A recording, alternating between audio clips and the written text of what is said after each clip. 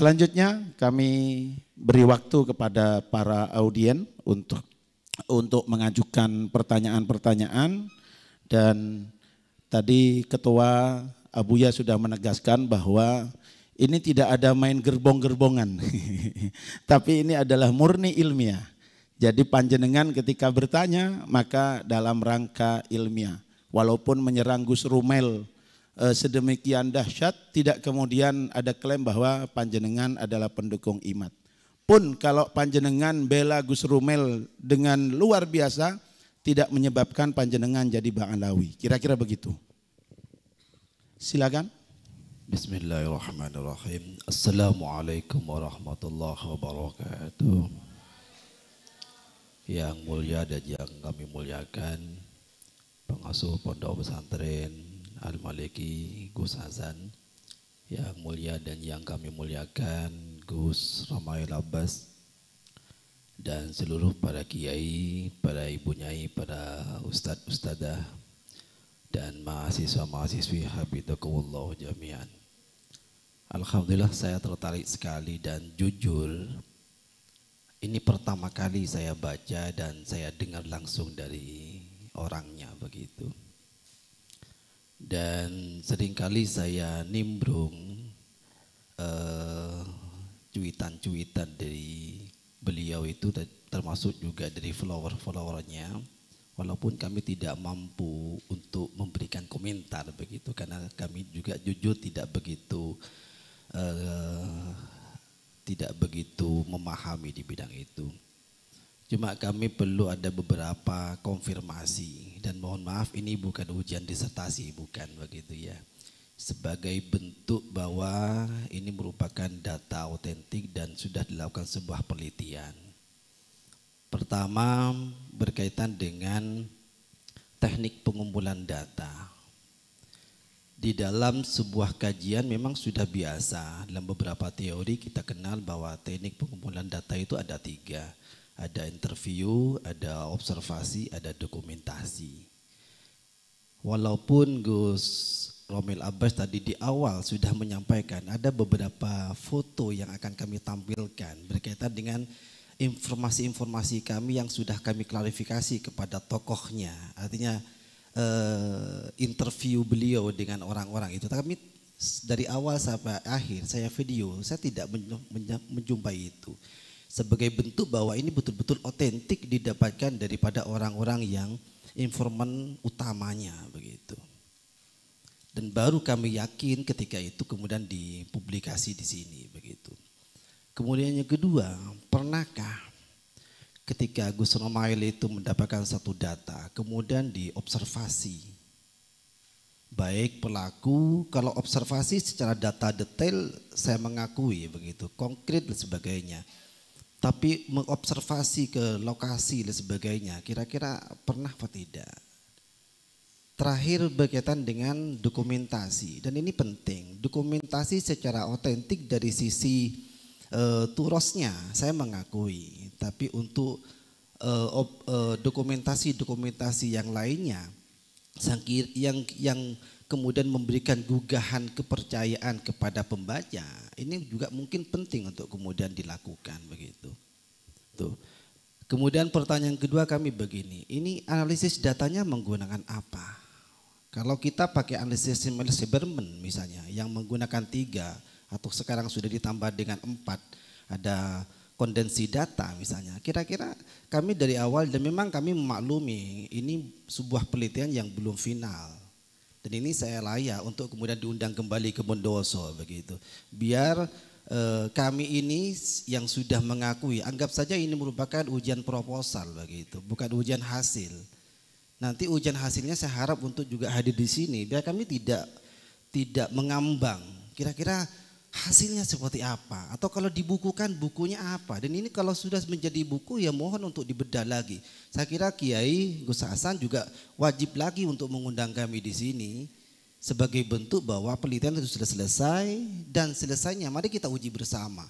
Kita undang, kalau katanya Gus Hasan tadi, kita undang pakarnya dari sisi kajian metodologinya, di sisi historisnya, atau bahkan kalau katanya tadi ketua panitia itu di sisi spiritualnya begitu.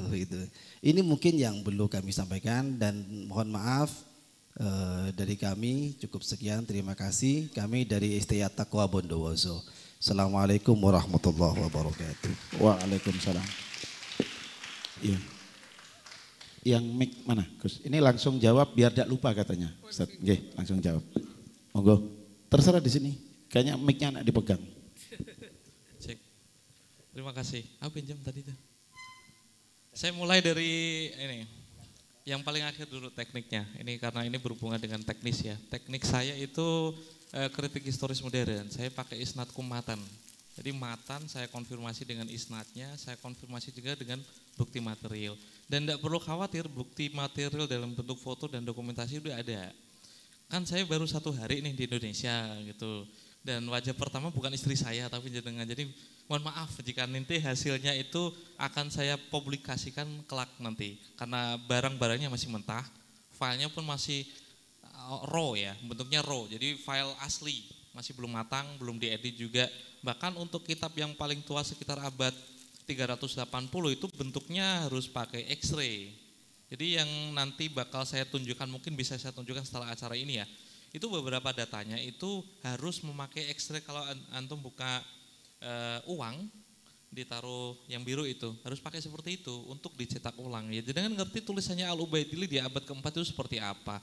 Tidak ada titiknya, tidak ada harokatnya, kadang nyambung-nyambung, ini Ismail atau Salaman kan juga gak ngerti. Harus di tangan dari seorang muhakik. Kebetulan saya dibantu oleh 3 orang. Pertama dari Abdurrahman Ba'azib, dia muhakiknya Ar-Raudul Jali. Kitab yang mengisbatkan silsilahnya Ba'alawi yang menyebutkan Al-Intisar li Bani Fatimah Al-Abrar karangan Al-Ubaidili. Terus saya dibantu juga oleh Mahdi Rojain insyaallah nanti. Karena dia belum ke KOM katanya masih sakit, mungkin bulan awal-awal September mungkin saya ketemu beliau lagi untuk merestorasinya. Terus yang terakhir Ali Ba'abud, itu yang membantu saya juga. Dia yang tadi kan ada 7 nama Ba'alawi. Saya nanya ke Maktab Daimi Robito Alawi itu nggak ngerti dia itu siapa. Gitu. Orang inilah yang menemukan ini adalah bin Fulan, cucunya Fakil Muqaddam gitu. Perlu sentuhan dari orang lain yang bukan keahlian saya. Saya memerlukan wawancara dengan Mahdi Roja itu jelas. Dokumentasi dari foto-foto sumur Bur itu didirikan oleh Alwi bin Ubaidillah itu udah ada. Terus dari makamnya Sohib Mirbad di Oman, Kesultanan Oman sekarang kita sudah memilikinya dan nanti bakal diuji secara forensik ya. Jadi ketika ada guyonan Borobudur dibikin Nabi Sulaiman benar atau tidak, ya kita punya ilmunya untuk mengetahui batu ini dibikin kira-kira berumur berapa, pahatannya berapa, ada tinta di situ, tintanya berumur berapa. Ilmu pengetahuan bisa menjawabnya, itu yang akan kita tempuh. Terus yang terakhir observasi teknik data kolokasi. Nah, tadi sudah saya jawab, saya sudah kolokasinya. Kemarin sudah insya Allah bulan depan itu agak lama saya itu, mungkin 10 harian ke Turki untuk nyari manuskrip. Ini semua data dari Turki semua. Memang kalau cari data bentuknya manuskrip itu paling enak di tempatnya keraton Ottoman maksudnya. Ini kan dari Sultan Ahmad Sales. Semua data ada di sana. Itu kaya banget. Saya nemu ini pun dari Sultan Ahmad Sales di Turki sana itu. Terus untuk lokasi selanjutnya mungkin saya akan mengobservasi di Mirbad di Solala. Ada beberapa nama yang bisa dikonfirmasi ternyata punya kekerabatan seperti Al-Khotib, Ba-Khotib, itu yang Khiladatun Nakhar, itu dari Masyaikh. Ternyata punya kekerabatan dengan Ba'alawi di masa itu. Dan juga Bani Abad atau Ba'abad punya kekerabatan dengan Ba'alawi sampai sekarang. Makam-makamnya itu berjejer-jejer. Dan dari nisanya itu dituliskan Fulan bin Fulan bin Fulan. Memang tidak sampai ke atas dan tidak ada keperluan menulis silsilah lengkap di batu nisan. Perlu kejelian dari seorang sejarawan untuk mengerti Fulan bin Fulan bin Fulan ini yang wafat tahun sekian, kira-kira itu nasabnya ke atasnya sampai siapa?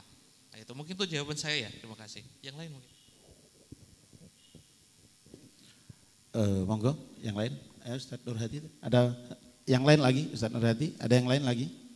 Mau nanya? Satu. Ustaz Muntir, Ustaz Nurhadi. Monggo, Ustaz Nurhadi dulu. Mic-nya. Assalamualaikum warahmatullahi wabarakatuh. Untuk data-data saya kira saya sangat taslim ya dengan yang dicoba oleh Gus Romel. Cuma sekedar hal sederhana yang juga tidak kami pahami, tidak tahu sejarahnya, mungkin juga jadi bagian dari identifikasi nasab tadi. Istilah-istilah sederhana mungkin bisa dijelaskan oleh Gus Romel. Ada istilah tadi Syarif, ada Habib, ada Sayyid, ada Syarif, Khubabah. Sebagai mungkin juga menjadi bagian dari ini, dari sistem nasabiyah. Barangkali sedikit bantu untuk menjelaskan saja. Matur nuwun, terima kasih.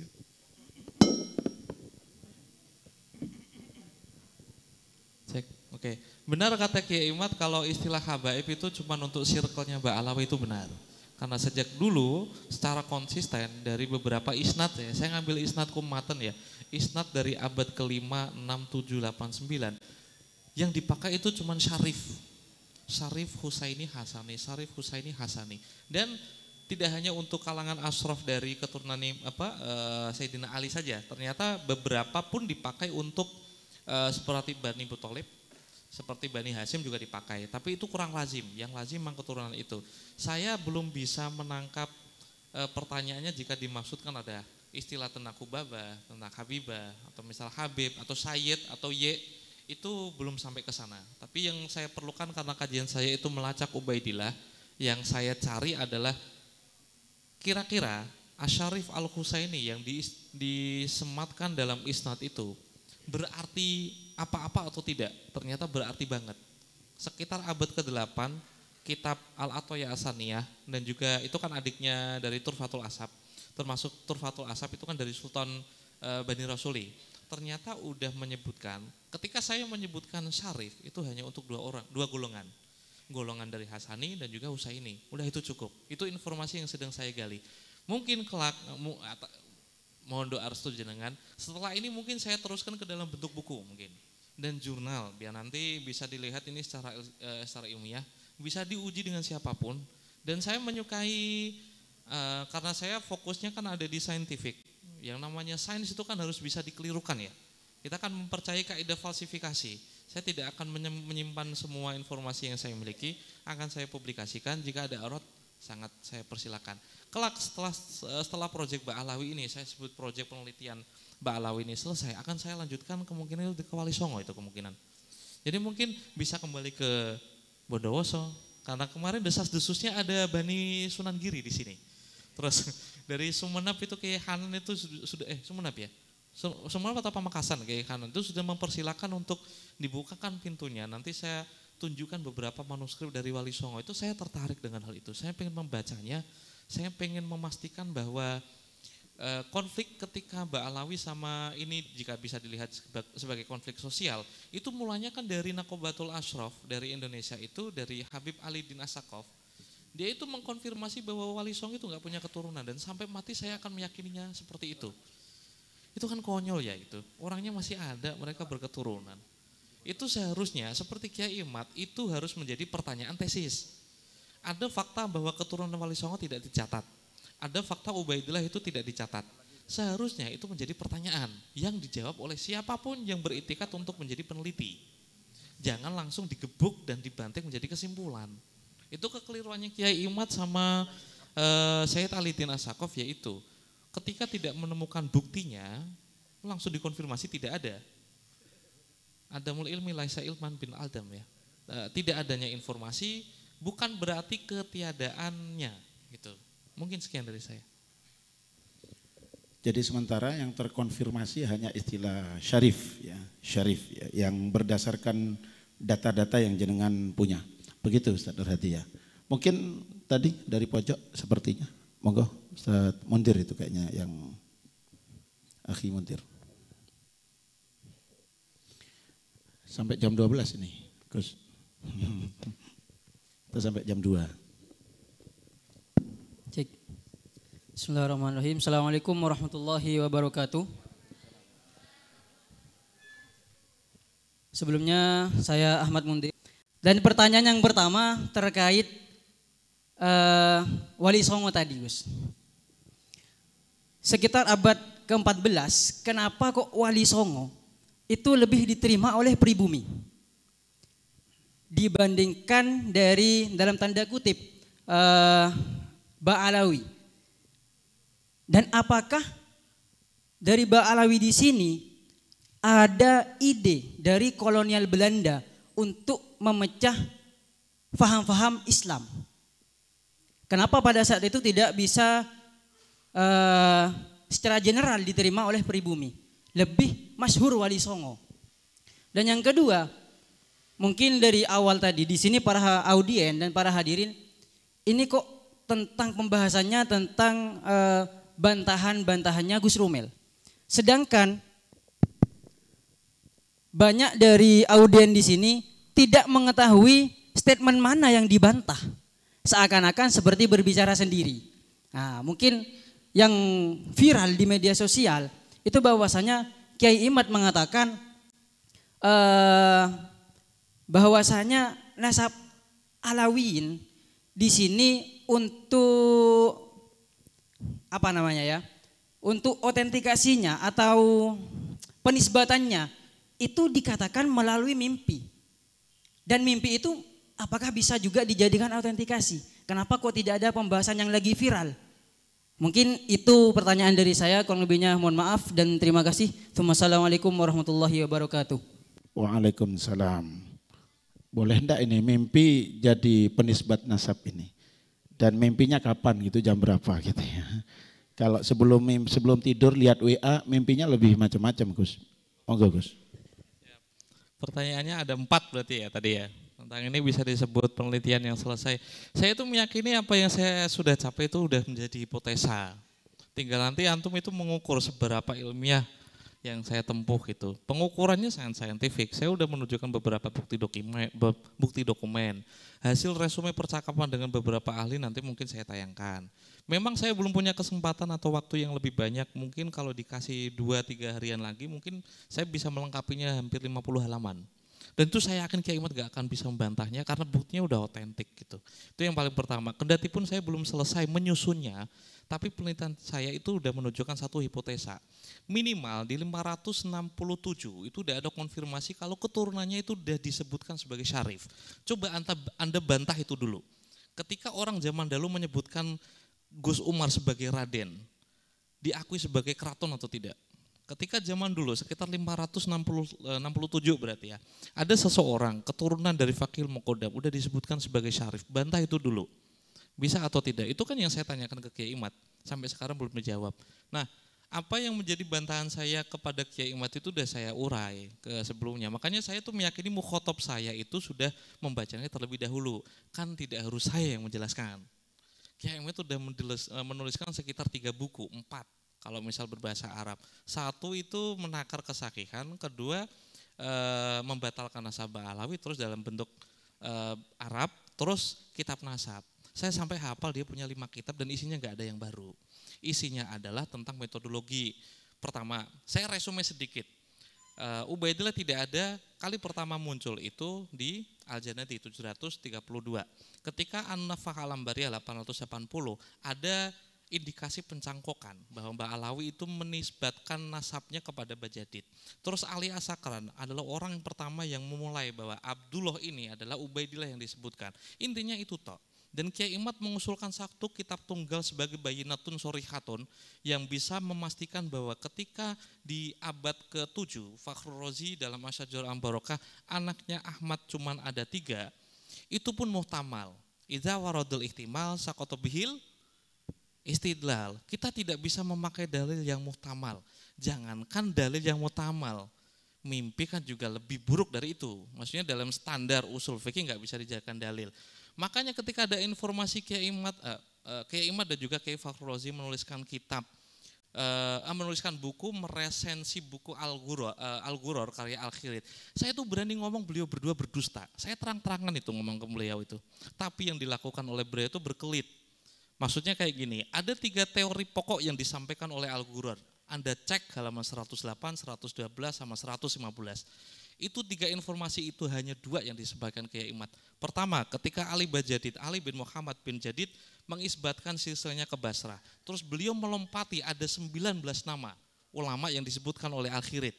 tidak disebutkan, tapi langsung melompatinya kepada selain itu, selain pengisbatan ke Basrah yang sangat tidak masuk akal itu, Mbak Alawi diisbatkan melalui mimpi. Saya ngelihat itu ada pemerkosaan dalil, namanya half truth. Ketika Anda mengatakan informasi benarnya itu seharusnya 10 tapi Anda katakan 5, isinya benar, tapi itu half truth. Saya memakai definisi dari Mavindo bahwa kebenaran yang sepenggal, yang sebagian Anda sampaikan kepada orang untuk mengecoh itu adalah kedustaan. Cek mau di Mavindo tentang indeks apa yang bisa disebut dengan dusta. Ada 5 macam kategori kedustaan atau hoax. Kita itu mendefinisikan hoax itu makin berkembang ketika digebuk corona, berarti sekitar 3 tahun ya. Saya kasih contoh. Itu yang saya buktikan kemarin itu. Bukti bahwa COVID itu bisa disebarkan melalui droplet itu adalah kebenaran pertama. COVID bisa ditangani lewat masker, spektrum penyebarannya lewat masker adalah kebenaran yang kedua. Masker itu diproduksi oleh perusahaan adalah kebenaran yang ketiga. Selayaknya perusahaan itu mencari keuntungan itu adalah kebenaran yang keempat. Ketika Anda dan seperti Kiai Imad hanya menyimpulkan 2 kebenaran yang Anda angkat, corona ternyata hasil rekayasa dari perusahaan masker biar mencari keuntungan.